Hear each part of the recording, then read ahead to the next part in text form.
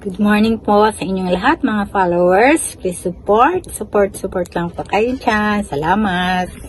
Ang topic ko po ngayong araw na ito ay isang kababalaghan na naman po.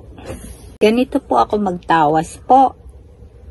Maraming beses ko na po itong pinapakita po sa inyo. At legit po to from Holy Spirit. Meron pong nagpatawa sa akin na nakita lang daw niya ako sa Facebook, sa YouTube, sa ibang bansa po siya.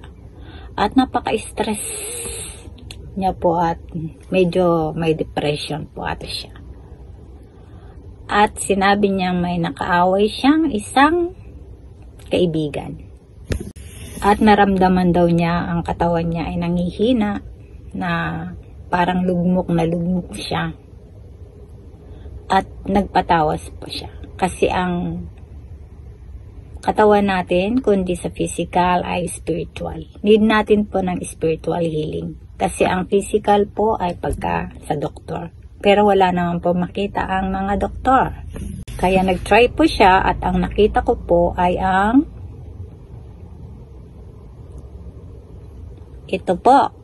Kita nyo po ba dito ang babae? Babae po ito. Lalakihan ko po.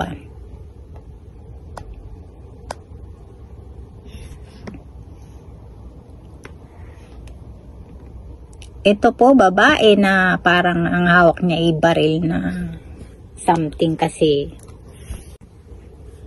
parang napakabigat po ng kanyang dinadala. Kaya siguro ito po ang nagpapakita sa kanya. May nakita rin po ako sa tawas niya na ito ang mukha. Kung aswang ba to o mga negative thoughts lang sa isip natin pagka meron tayong problem. At tayo lang po talaga ang makakasolve ng problema natin. Tayo lang po ang makakaalam. Kailangan tayong lumaban kung meron man tayong depression o nahihirapan na po tayo.